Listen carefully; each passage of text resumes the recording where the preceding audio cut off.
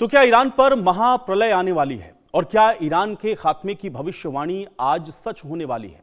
दरअसल middle east में इस वक्त हालात बेहद तनावपूर्ण बने हुए हैं और अमेरिका किसी भी वक्त ईरान पर बड़ा हमला बोल सकता है। पेंटागन में ईरान पर फाइनल प्रहार का प्लान भी तैयार हो चुका है। न्यूयॉर्क टाइम्स की एक रिपोर्ट के हवाले से यह खबर है कि पेंटागन ने ईरान पर कई मिलिट्री स्ट्राइक की तैयारी कर ली है। इसके साथ ही पूरा प्लान ट्रंप के सामने पेश कर दिया गया है, यानी कि अब सिर्फ ट्रंप की हरी झंडी मिलने का इंतजार है। वैसे अमेरिकी फौज ने ईरान को घेर लिया है। ईरान के न्यूक्लियर साइट्स अमेरिका के निशाने पर हैं। वैसे ईरान के समर्थन में चीन और रूस पहली बार अब खुल करके सामने आ चुके हैं। चीन और रूस के युद्धपोत दक्षिण अफ्रीका तक पहुंच गए हैं, जहां इस वक्त वो ईरान के साथ ज्वाइंट ड्रिल कर रहे हैं। लेकिन जिस तरह से ट्रंप के तेवर इस समय नजर आ रहे हैं, उससे ईरान में महातबाही आने वाली है। और आज इसी मुद्दे पर हम अपने कुछ खास मेहमानों के साथ चर्चा करेंगे और यह जानने की कोशिश करेंगे कि क्या ईरान में ये जो तबाही है वो देखने को मिलेगी। तो लगातार आप देख रहे हैं कि जिस तरह से ईरान में इस समय की स्थितियां और परिस्थितियां बनी हुई हैं और उसमें अब रूस और चीन दोनों अब ईरान के समर्थन में खुल करके आ गए हैं। लेकिन अब यहां से सवाल यह है कि अमेरिका का जो रुख है वो किस तरीके का रहेगा।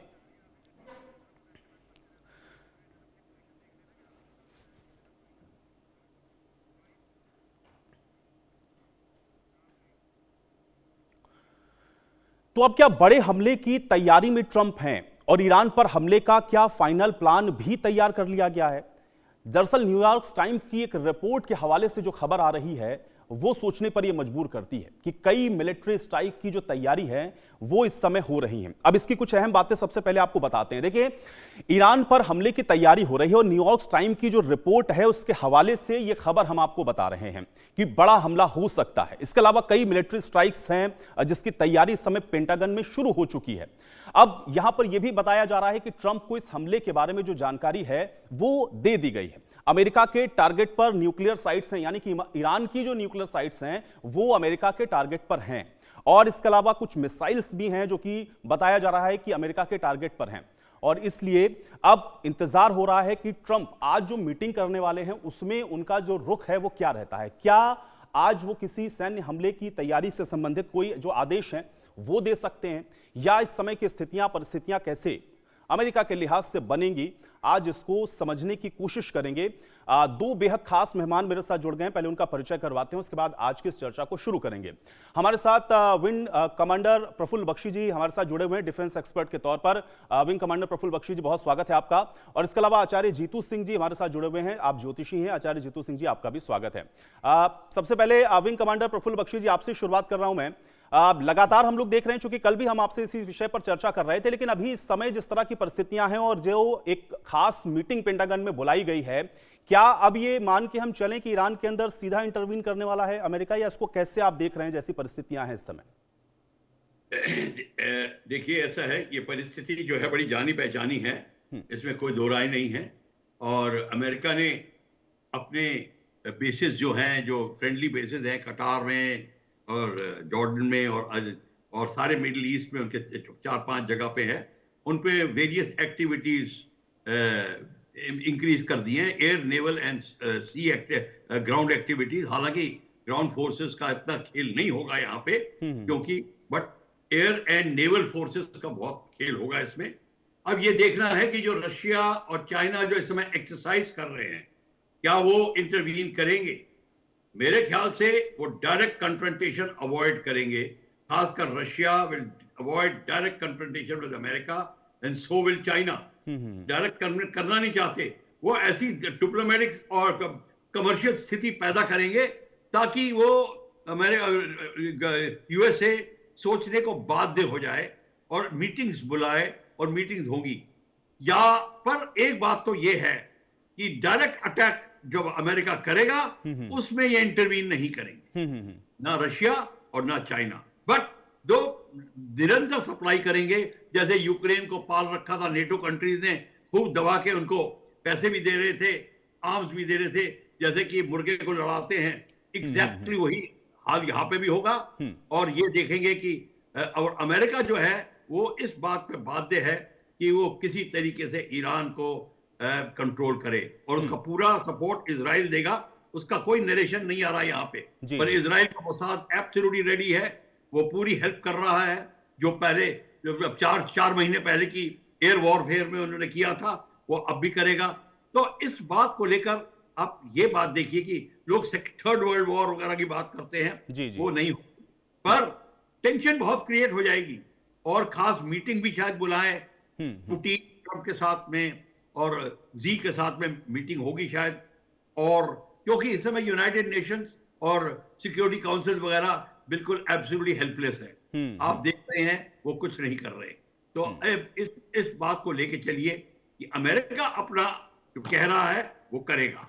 अगर उसको ईरान मानता नहीं है बात उसकी, तो वो लिमिटेड अटैक पहले करेगा, फिर रिजल्ट देखेगा। बिल्कुल। तो प्रफुल्ल जी, आप ये कह रहे हैं कि इंटरवीन तो वो करेगा और अमेरिका इस स्थिति में अब यहां पर है कि वो कुछ ना कुछ तो आज करने वाला है, क्योंकि आज जो मीटिंग है उस लिहाज से भी बड़ी महत्वपूर्ण हो जाती है। बिल्कुल। मेरे साथ आचार्य जीतू सिंह जी भी हैं, मैं उनका भी एक बार कर लेता हूं सर, उसके बाद मैं आपके पास फिर से आऊंगा।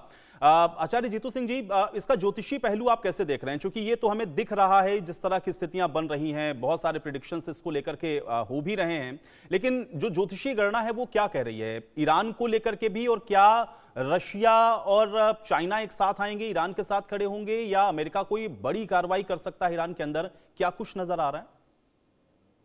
जी बहुत बहुत धन्यवाद। सबसे पहले देखिए, ये जो इस समय जो ग्रहों की सिचुएशंस है, इसे नकारा नहीं जा सकता।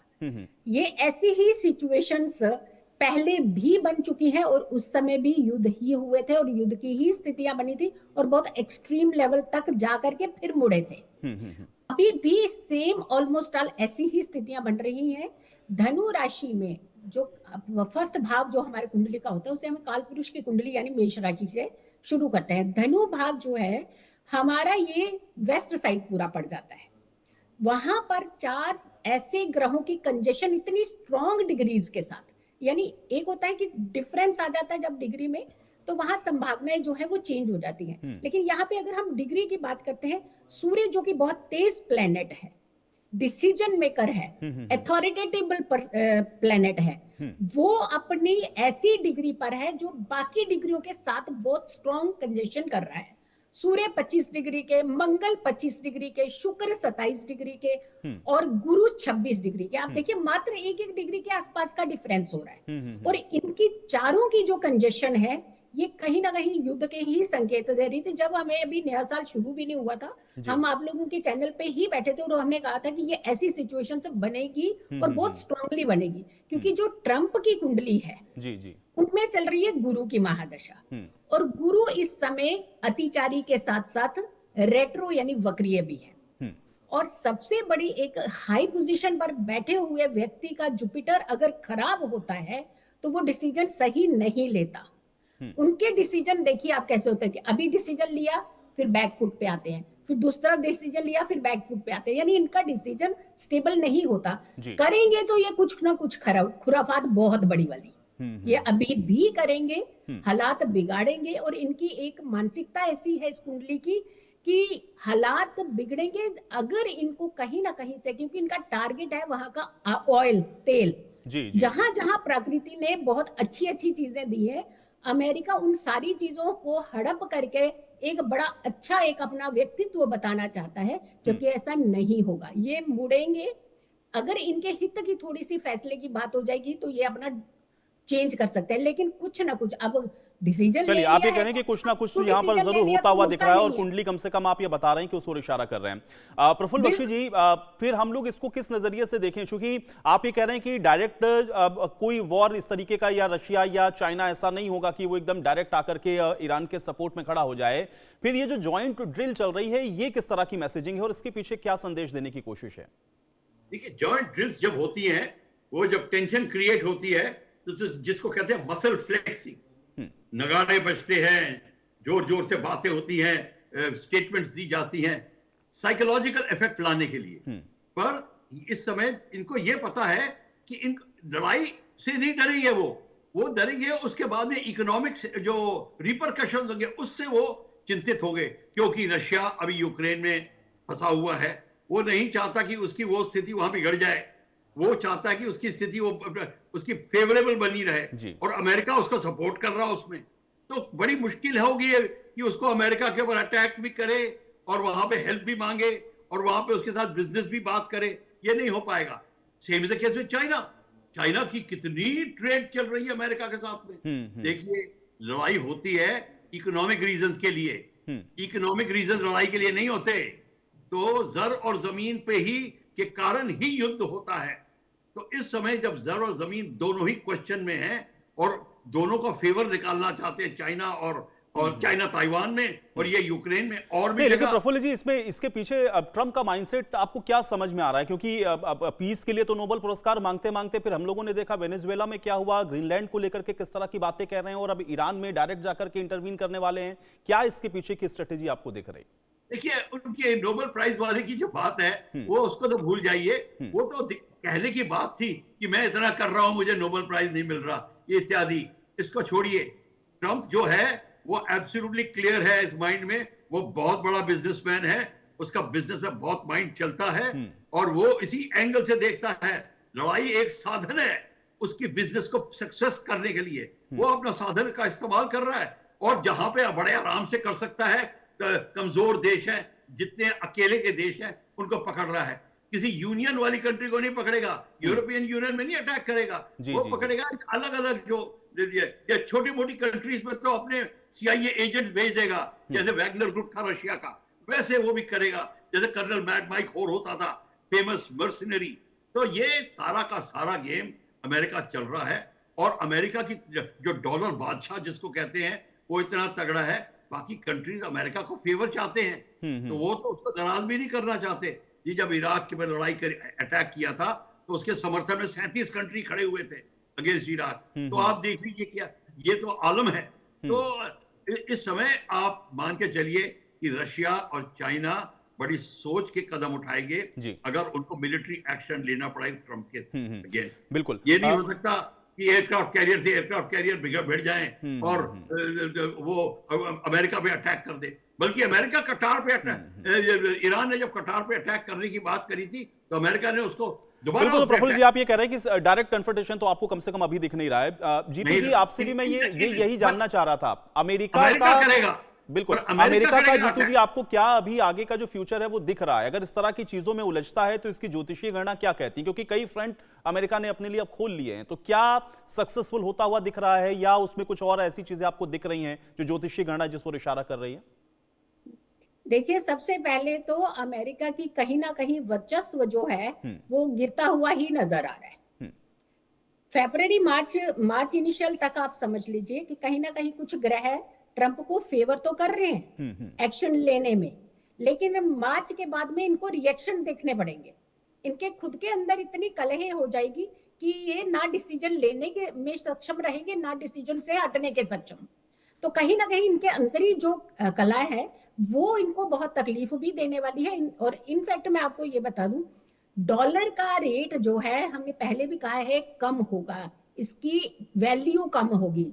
हमारे रूपी को बहुत ज्यादा एक बूस्ट मिलने वाला है।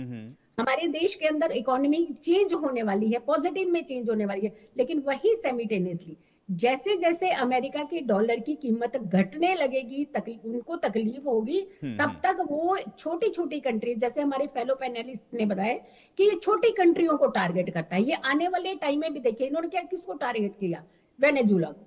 इन्होंने कौन सा टारगेट करे, ईरान।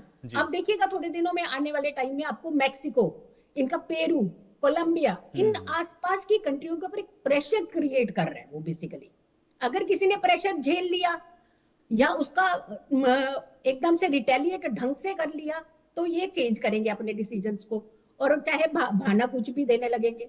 लेकिन इनके साथ अब समस्याएं बढ़ने वाली हैं। ट्रंप के डिसीजंस सही नहीं हो रहे। अगर हम अमेरिका की कुंडली की बात करते हैं तो अमेरिका की कुंडली में राहु की दशा चल रही है।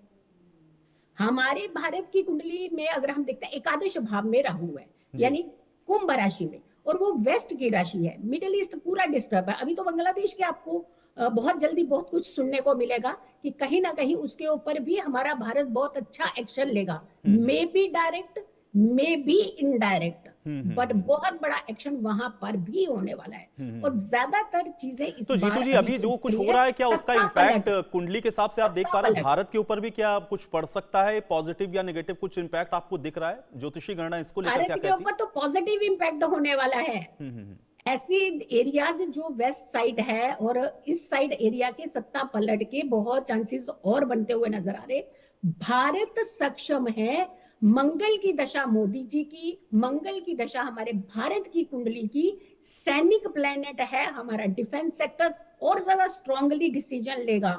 हमें हमारे देश में कोई ऐसा खतरे की चीज नहीं दिख रही है। हाँ, ये दूसरों के लिए अब खतरा बनता हुआ नजर आ रहा है। हमारा देश इतना सक्षम होता जा रहा है। ये इस मानसिकता से चलेगा हमारा अब देश कि अगर सीधी उंगली से घी निकल जाता है तो बहुत अच्छी बात है, नहीं तो उन्हें टेढ़ी उंगली करनी आती है। तो ये ऐसी मानसिकता के साथ हमारा देश आगे बढ़ रहा है। हम तरक्कियों की तरफ जा रहे हैं, हमारी इकोनॉमी उठने वाली है, हमारा स्पोर्ट्स सेक्टर उठने वाला है, हमारा डिफेंस सेक्टर को बहुत बड़ा प्रमोशन मिलने वाला है, हमारे बहुत सारे एरिया जो है वो स्ट्रांग होते हुए नजर आ रहे हैं। लेकिन ये अगर के कहें कि हमें दबा दिया जाएगा, कोई भी नीति ट्रंप जी की चलेगी, दबा दिया जाए, पहले कुछ डिसीजन लिए फिर उनको वापस मुड़ना पड़ा, फिर मोदी जी, हमारे मोदी जी बहुत स्ट्रांग है क्योंकि उनकी कुंडली बहुत स्ट्रांग है। तो रिप्रेजेंटेटिव बिल्कुल ठीक है। और जीतू जी, आप जो बात कर रही हैं, भारत ना कभी दबा है और ना कभी किसी के दबाव में वो आने वाला है, और वैसी ही परिस्थितियां इस समय बनी भी हुई हैं। प्रफुल्ल बख्शी जी, क्या रिजीम चेंज अब आपको होता हुआ बिल्कुल दिख रहा है? स्पष्ट ये मान के चलें कि रिजीम चेंज होकर रहेगा, या अभी कोई रास्ता वहां पर निकालने की गुंजाइश आपको नजर आ रही है कि कुछ हो भी सकता है? देखिए, रिजीम चेंज की जिसको कहते हैं गुंजाइश है, क्योंकि इस समय चाहे अमेरिका इंटरवीन करे ना करे, खमीनी की जो स्थिति है बड़ी कमजोर हो चुकी है, उसकी बहुत खिलाफत हो रही है और कई इस्लामिक कंट्रीज भी उसके खिलाफ हैं। तो वो कई इस्लामिक कंट्रीज जो हैं वो देख रहे हैं कि खमीनी अपनी जरूरत से ज्यादा मजबूत बनता जा रहा है। वो इस्लाम के का गुरु, एक किस्म से गुरु बनना चाहता है, जिसको कहते हैं खलीफा।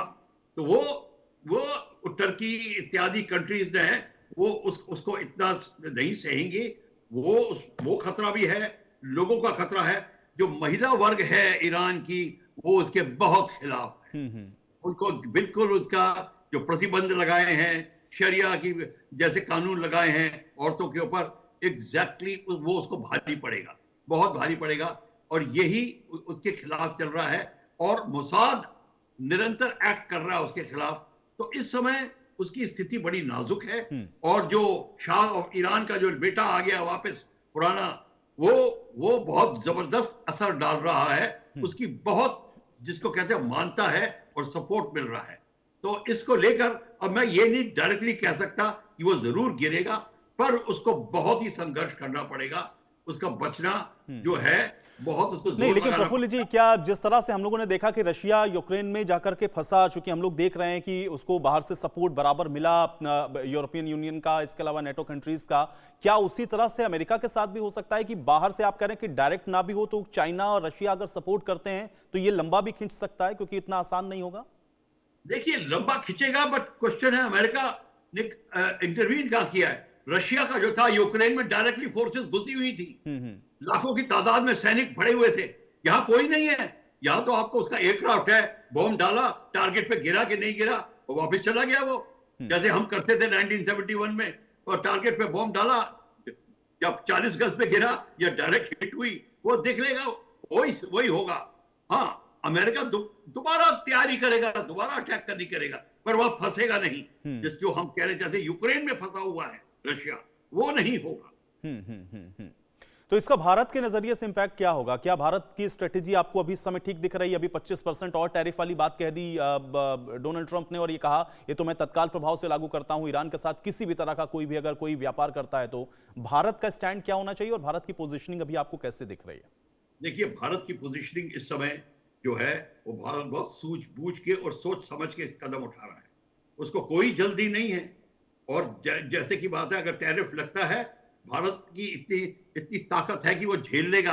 पर भारत ऐसा कोई मेजर रिएक्शन नहीं करेगा अमेरिका के खिलाफ कि हमें कोई कुछ करना और ना ही करना है। हमारे पे हमला थोड़ी हो रहा है। हमारे पे कोई, ये जो बिजनेस की बातें हो रही हैं, बिजनेस की बातें तो मुनीम संभालते रहेंगे, वो उससे कुछ फर्क नहीं पड़ेगा।